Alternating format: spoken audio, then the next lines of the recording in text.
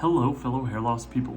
So a really common question that people get is they want to know what hairstyles you can have after getting a hair transplant. So for those of you who have been following along with my journey, I'm about 5 months post-op right now, and just yesterday I got a haircut.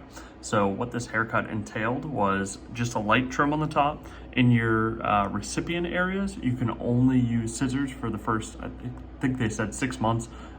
So they just use scissors to kind of trim out the top and even it up a little bit, but you can use a buzzer on your donor areas and basically the sides of your head.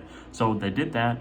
I personally have never gotten a fade before, but I decided to get a fade this time. You can kind of see side and side.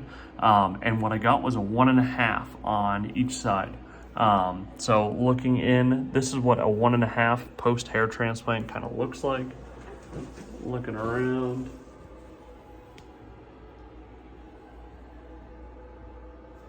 That is what a 1.5 after a 1.5 fade looks like after you get a hair transplant. I asked some of my friends, they said that they really couldn't tell that I had hairs pulled out of my donor area. They said that it just looks like a normal fade, so that was kind of the feedback that I got.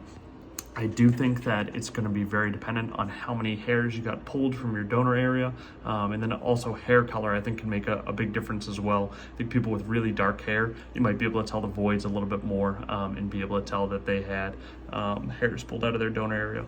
But if you guys have any questions, make sure to comment down below. Make sure to like and subscribe for my future updates. Thank you.